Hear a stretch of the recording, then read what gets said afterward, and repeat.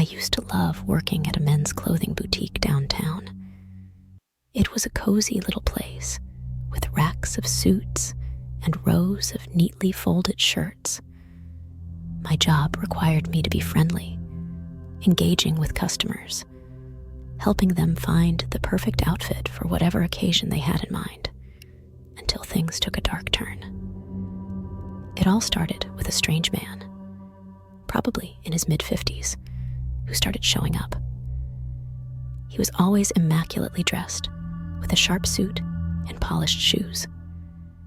At first, he was just another customer, browsing through the racks. But then he started lingering, always finding some excuse to strike up a conversation with me. He'd compliment my appearance in a way that made my skin crawl, or make inappropriate comments about how he wished he were younger so he could ask me out. I tried to brush it off, thinking maybe he was just lonely or socially awkward. But it got worse. He'd come in almost every day, not buying anything, just hanging around and making me uncomfortable with his remarks. I finally decided to talk to my manager about it. My manager, bless her, took it seriously. She spoke to him privately and asked him to stop coming to the store if he wasn't going to make any purchases, or she'll have to contact authorities. He seemed to take it well, but I could tell he was upset. After that, things took a darker turn. He started following me. I'd see his luxurious car parked outside my apartment building, and sometimes I'd find roses and disturbing notes waiting for me at my door. It was like he was obsessed with me, and I felt like I was constantly being watched.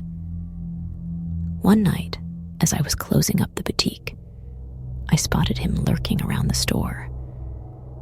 Instinctively, I called my dad to come pick me up.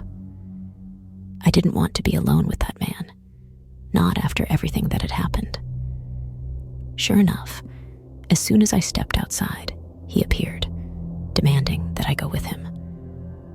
My dad arrived just in time, and before I knew it, they were wrestling on the ground. Someone called the police, and when they arrived, they searched the man's car. What they found sent a shiver down my spine. A gun, ropes. God knows what he had planned for me.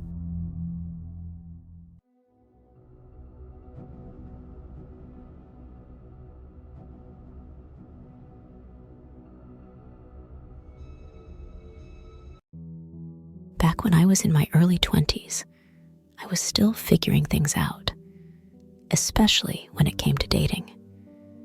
I wasn't the most confident guy, and I often found myself going along with things I wasn't comfortable with just to avoid confrontation.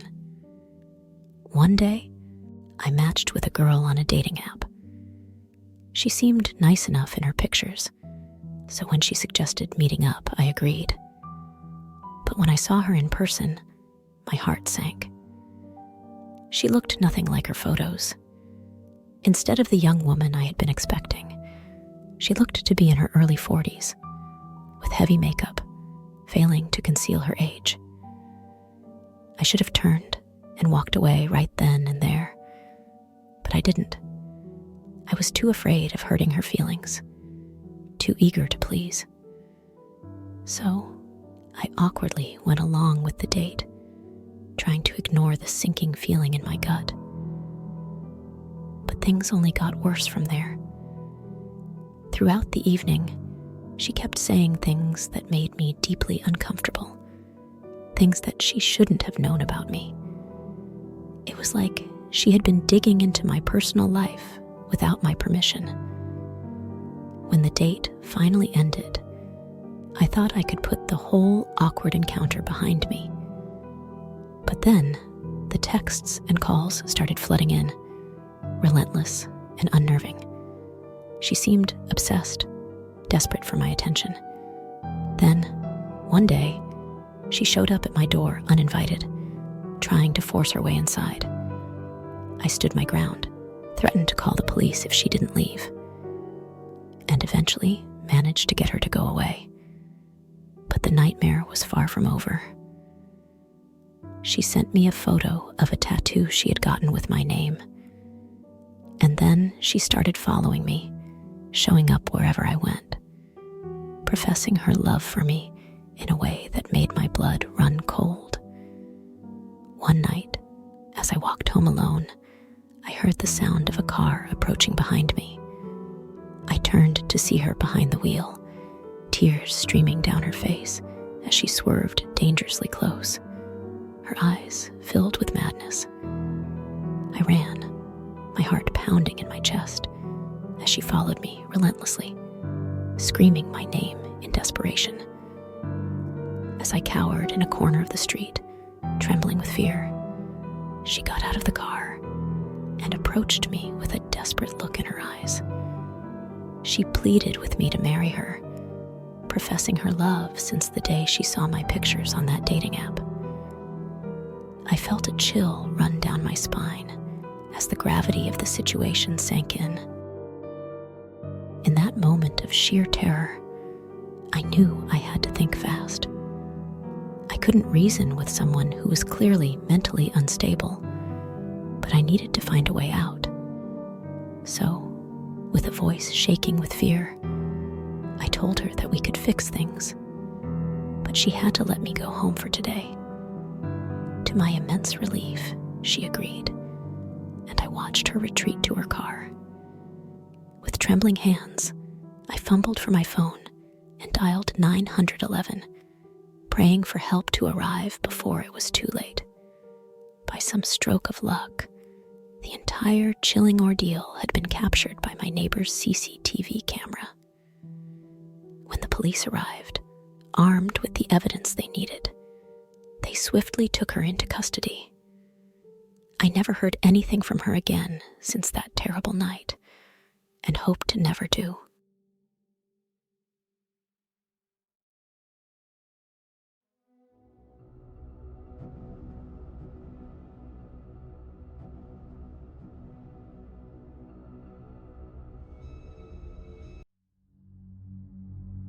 It all started innocently enough.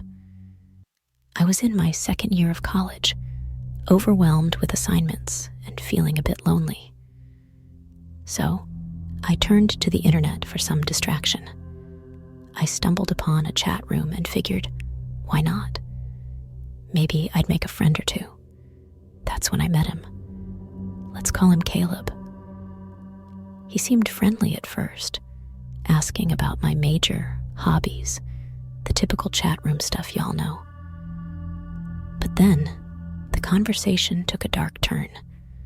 The messages he sent weren't just uncomfortable. They were downright disturbing. He started with suggestive comments, then quickly escalated to explicit descriptions of what he wanted to do to me. It made my skin crawl, reading those words, knowing they were directed at me. But what really sent chills down my spine was when he sent a screenshot of my location. It was a screenshot from Google Maps, showing the street corner near my dorm. My heart raced as I realized he knew where I was. How did he get this information? Was he watching me? That was the last straw. I immediately blocked him, feeling a mix of fear and anger. I thought that was the end of it. But the next morning, after a restless night of tossing and turning, I reached for my phone, hoping for some distraction from the events of the previous night. But instead of the usual barrage of notifications, there was just one message from an unknown number. My heart sank as I read the words on the screen. It was him, Caleb. Despite blocking him, he had somehow found a way to reach me again. The message was short and chilling. I know where you are. I felt a cold shiver run down my spine as I stared at those words. How was this possible? Was he watching me right now? I glanced around my room, half expecting to see him lurking in the shadows. I spent the next few days on edge, constantly checking over my shoulder and jumping at every sound. But as the days passed, and Caleb's texts continued without any further escalation, a small sense of relief settled over me. Maybe he was just trying to scare me, I thought. Maybe he would eventually give up and move on to someone else. I tried to push the fear to the back of my mind, focusing instead on my studies and spending time with friends. I ignored every text he sent, refusing to give him the satisfaction of a response. Eventually, the texts stopped coming, and I thought, maybe he had finally realized that I wasn't interested in whatever sick game he was playing. But then, one night, as I stood in the shower, lost in thought, I heard a noise coming from the other room. My heart leaped into my throat as I realized I was alone in the dorm. My roommate was out for the evening. I quickly turned off the water and listened, the sound of my pounding heart drowning out everything else.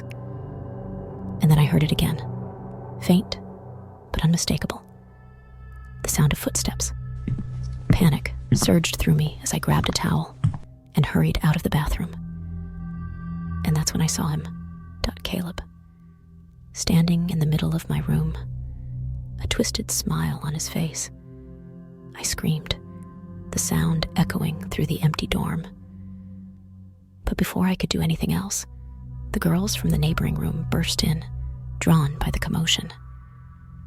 One of them grabbed her phone and called the campus security, while the others rushed to my side, comforting me as I trembled with fear. When security arrived, they wasted no time in apprehending him. And when the police arrived, they revealed something that chilled me to the bone. Caleb had a long history of stalking women. He had been to jail before for the same thing,